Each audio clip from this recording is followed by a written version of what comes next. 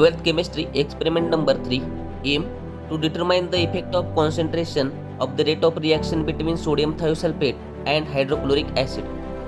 Apparatus: 250 ml 4 conical flask, 50 ml, 250 ml and 500 ml beaker, wash bottle with distilled water, 100 ml and 250 ml volumetric flask, 10 ml and 25 ml measuring cylinder, plain paper with cross mark, stopwatch, watch glass, glass rod, spatula, burette with burette stand, and electronic balance.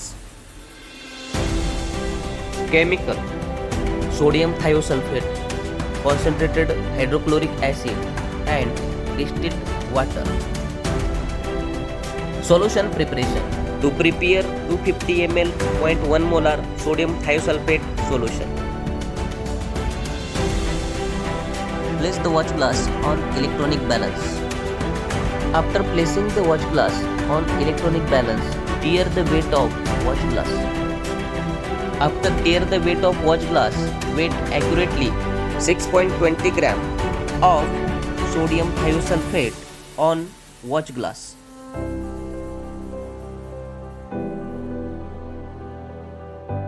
Transfer the weighted sodium thiosulfate to a beaker and wash the watch glass with distilled water and transfer washing to a beaker. Add little distilled water to dissolve it by stirring.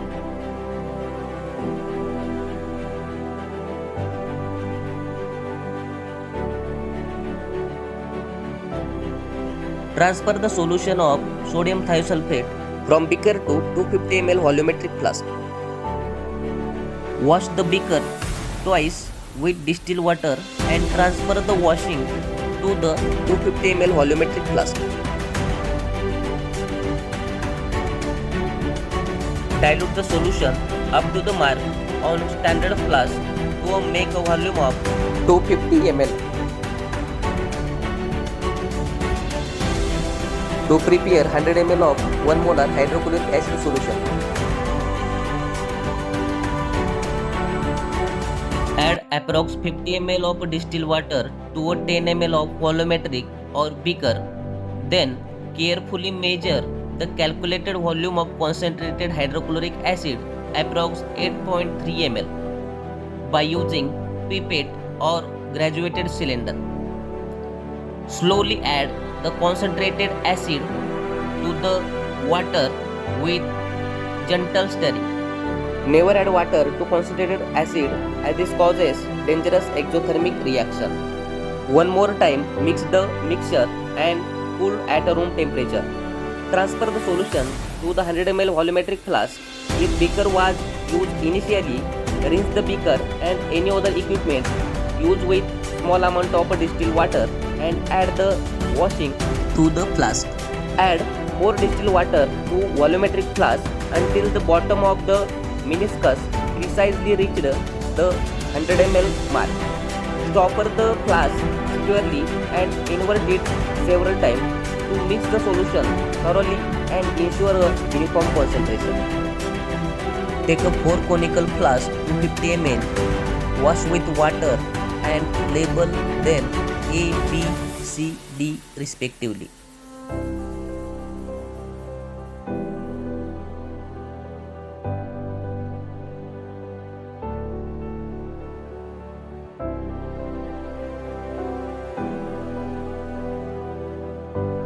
Transfer the 0.1 molar sodium thiosulfate solution in clean beaker.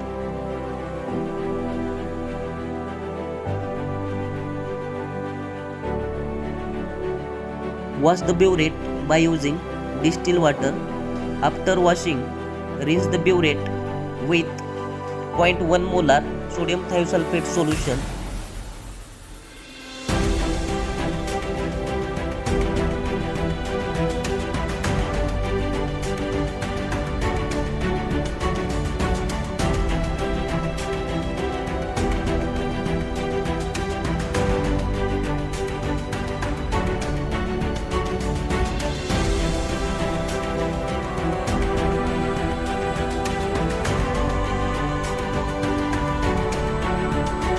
After rinse the burette by using 0.1 molar sodium thiosulfate solution. Remove air bubble from the nozzle and avoid the leakage.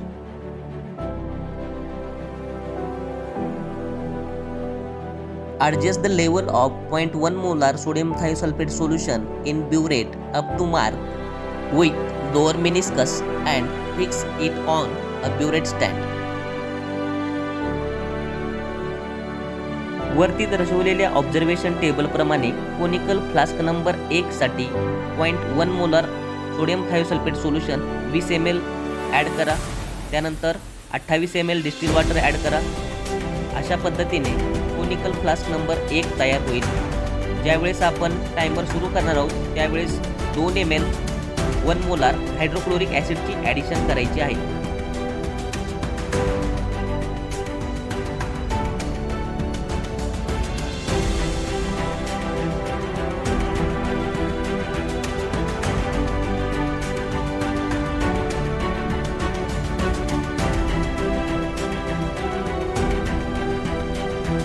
वरती दिसत असलेल्या observation table प्रमाणे conical flask क्रमांक 2 साठी 30 ml 0.1 molar sodium थायोसल्फेटचे addition करा. त्यामध्ये 18 ml distil water add करा. ज्यावेळेस आपण टायमर सुरू करणार आहोत त्यावेळेस 2 ml 1 मोलार हायड्रोक्लोरिक ॲसिडची ॲडिशन करायची आहे. अशा प्रकारे कोनिकल फ्लास्क क्रमांक 2 तयार होईल.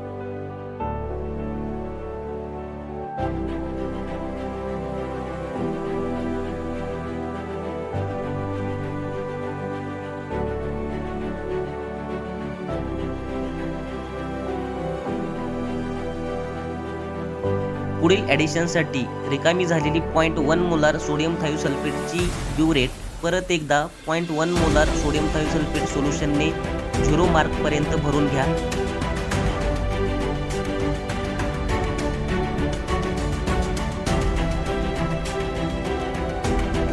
वर दर्शवलेल्या ऑब्झर्वेशन टेबल प्रमाणे कोनिकल फ्लास्क क्रमांक 3 साठी 40 ml 0.1 मोलार सोडियम थायोसल्फेटचे ॲडिशन करा. त्यानंतर 8 ml त्यामध्ये डिस्टिल वॉटर ॲड करा. ज्यावेळेस आपण टायमर सुरू करणार आहोत त्यावेळेस 2 ml 1 मोलार हायड्रोक्लोरिक ॲसिडची ॲडिशन करायची आहे. अशा प्रकारे कोनिकल फ्लास्क नंबर 3 तयार होईल.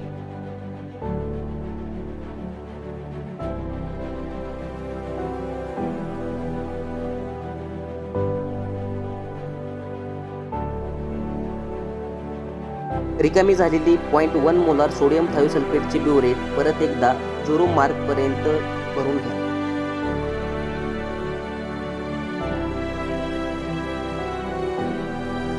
वर दिलेल्या ऑब्झर्वेशन टेबल प्रमाणे कोनिकल फ्लास्क नंबर 4 साठी आपल्याला 0.1 मोलार सोडियम थायोसल्फेट 50 ml घ्यायचे आहे. त्यामध्ये डिस्टिल वॉटर नसणार आहे. त्यानंतर ज्यावेळेस आपण टायमर सुरू करणार आहोत त्यावेळेस त्यामध्ये 2 ml 1 मोलार हायड्रोक्लोरिक ॲसिडची ॲडिशन करायची आहे. अशा प्रकारे कोनिकल फ्लास्क नंबर 4 हा तयार होईल. अशा प्रकारे कोनिकल फ्लास्क नंबर ए मध्ये 0.1 molar sodium thiosulphate solution 20 ml plus distil water 28 ml. Conical flask B मध्ये 0.1 molar sodium thiosulphate solution 30 ml plus distil water 18 ml. Conical flask number C मध्ये 0.1 molar sodium thiosulphate solution 40 ml plus distil water 8 ml. Conical flask number D मध्ये 0.1 molar sodium thiosulphate solution 50 ml. याच्यामध्ये water असणार नाही. अशा पद्धतीने 4 conical flask आपल्याला 1 molar hydrochloric ॲसिडची addition करण्यासाठी अगोदर तयार करून ठेवायचे आहेत. कोनिकल फ्लास्क क्रमांक 1 साठी टायट्रेशन सुरू करू. त्यामध्ये दिलेल्या 20+28 या सोल्युशनमध्ये 1 मोलार हायड्रोक्लोरिक ॲसिडची ॲडिशन करायची आहे. मी ॲडिशन करत असताना एका हातामध्ये स्टॉपवॉच व एका हातामध्ये 1 मोलार हायड्रोक्लोरिक ॲसिड सोल्युशन तयार ठेवायचे आहे. ज्यावेळेस आपण 1 molar hydrochloric acid solution conical फ्लास्कमध्ये टाकतोय त्यावेळेसच स्टॉपवॉच सुरू करायचा आहे. टाकल्यानंतर सोल्युशन थोडं शेक करा. त्यानंतर कोनिकल फ्लास्कच्या खाली असलेला क्रॉस मार्क डिसॅपियर झाल्यानंतर टायमर बंद करा व आलेली रीडिंग नोट डाऊन करा. असेच reading conical flask B, conical flask C, conical flask D यासाठी घ्या.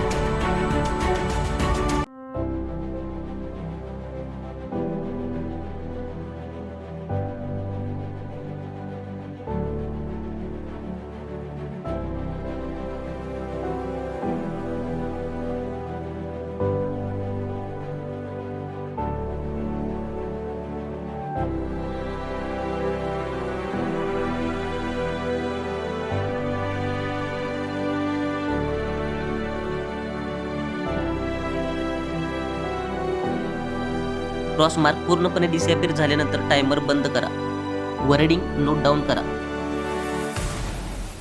त्याप्रमाणे कोनिकल फ्लास्क ए साठी प्रोसिजर केली, त्याप्रमाणे कोनिकल फ्लास्क बी साठी प्रोसिजर करायची आहे.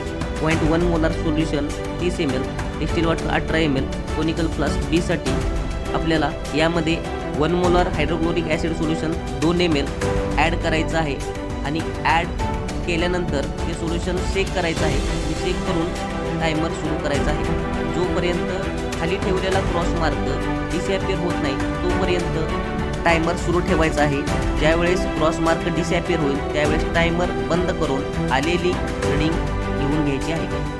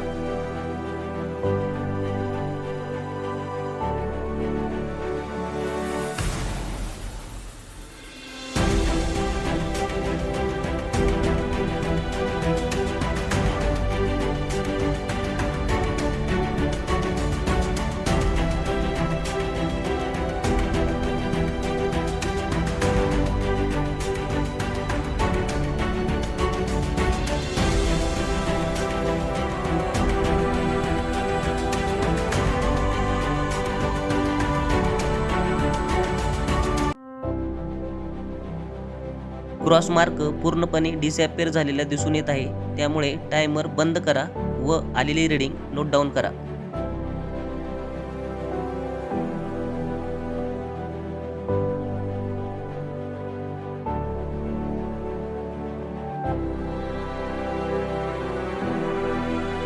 सेम प्रोसिजर कोनिकल फ्लास्क क्रमांक सी साठी करा. कोनिकल फ्लास्क सी साठी 0.1 molar sodium thiosulphate solution 40 ml घेतले होते, त्यामध्ये 8 ml डिस्टिल वॉटर मिक्स केलं होतं. आता यामध्ये 1 मोलार हायड्रोक्लोरिक ॲसिड 2 ml याची ॲडिशन करायची आहे. ॲडिशन करण्या अगोदर क्रॉस मार्कवरती कोनिकल फ्लास्क ठेवा. त्यानंतर एका हातामध्ये टायमर घेऊन 2 ml 1 मोलार हायड्रोक्लोरिक ॲसिडची ॲडिशन करा. कोनिकल फ्लास्क शेक करा. त्यानंतर टायमर सुरू करा. जोपर्यंत क्रॉस मार्क दिसतोय तोपर्यंत टायमर सुरू ठेवा. ज्यावेळेस क्रॉस मार्क दिसणार नाही त्यावेळेस टायमर बंद करा व आलेली रीडिंग कोनिकल फ्लास्क सी साठी नोट डाऊन करा.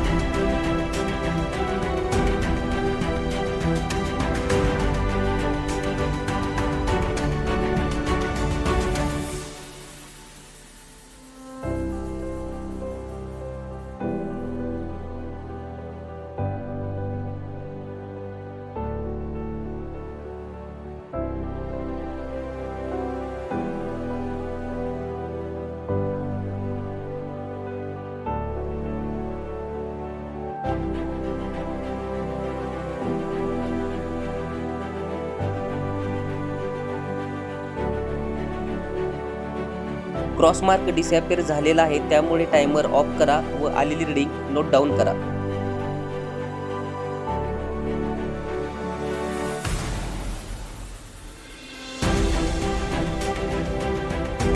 Same procedure conical flask D साठी करा.